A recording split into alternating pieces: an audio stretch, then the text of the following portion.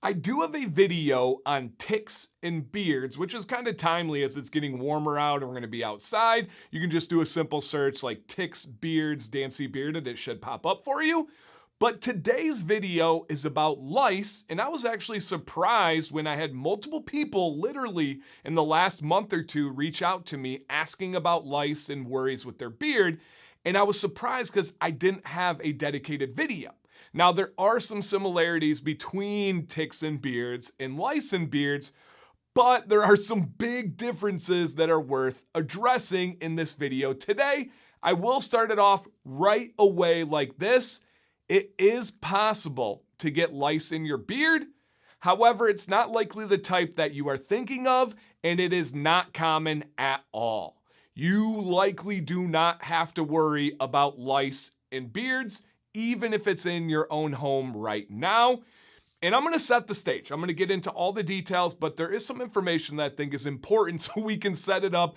And like I said, you can get lice in your beards, but the way is kind of wild, and you're going to either giggle or we'll get there, I promise. To begin, there are 3 types of lice that we or I know about. The first is head hair or scalp lice. Yes, that is the one you get the letter home from your kid's school. That's the one that maybe some of your kids have come home with lice, and we know all of the horrendous ways to get rid of it and everything that involves. Okay, head hair lice, got it. Number 2 is body lice, which they don't actually live on skin or hair, they live on your clothes. And then number 3 is pubic lice, yes, found in pubic hair, also commonly known as crabs. True story, not like making light of it or making a joke. Those would be what many people consider crabs. Okay, we got the 3 levels, literally, of the lice. The interesting thing with beards is the only kind we have ever found with beards and lice would be the pubic lice. Yes, meaning if you have kids in your home with lice, if your kids at school get the letter because it's going around, you likely don't have to worry about that impacting your beard. They just don't go there. They don't like the climate and the atmosphere of your beard. There's a bunch of reasons behind that. Also, the body lice that live on clothing, they don't like the beard either. Now, you can get pubic lice. That's what we're going to refer to them as rather than the commonly known. You absolutely can get pubic lice in your beard. There is only one way it happens, and it is direct, intimate contact.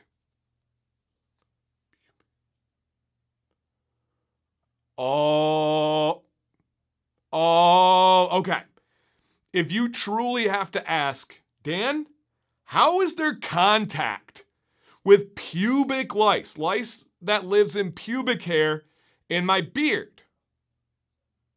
If you have to ask that, you're probably not old enough to be hanging out with this channel, even though it's a family-friendly channel. That's for a different time, a different conversation, not likely with me. I will say, though, not only can they be found in the beard, they can be found in your eyelashes and your eyebrows. It's any hair that's on the face if you're making that close contact with a source that has pubic lice. Now, with that said, and you're like, Dan, I'm in my 20s, I'm young, I'm single, I'm living my life, I want to be careful, but also don't want to limit myself, if you know what I mean.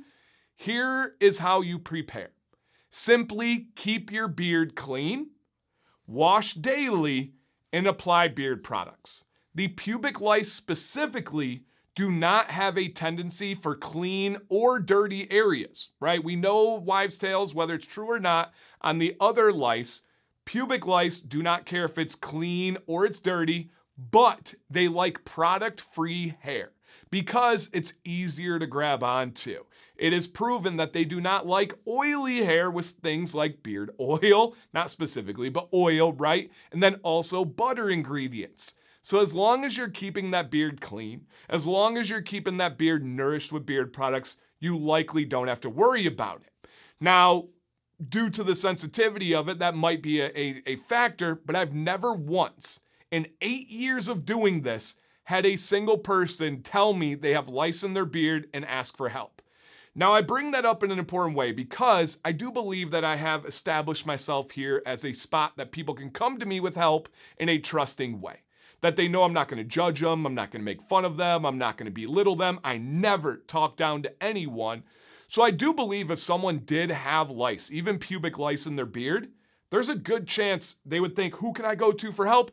They would likely come to me, and I welcome that. Anybody with beard problems, sensitive or not, come to me. I love helping people out. It's why I was able to leave teaching and do this. I still get to help. It's just a different arena and a different audience. So with that said, I haven't heard of it personally. I don't know anyone that's had it, but it can happen. But above all, to wrap this video up, if there's head hair lice going around your area and you're really worried about it, I'm not a doctor, but I don't have any worries there. Wash your beard, comb it, use products, keep it clean, be attentive, and you should be okay. Cannot wait to read your guys' comments, your thoughts, your reactions, and especially if you have any questions, I'm here to help you guys out. Why did I wear this hat today? I don't know. It just kind of seemed like a silly video topic, so I figured we'd lean into it. Thank you for watching. If you haven't already, see if you hit the thumbs up if it helped you. If you liked learning about beards and you find it valuable, it is truly free to subscribe, and it helps me out a lot. Thank you guys. Lice Bearded. Please stay bearded and stay positive.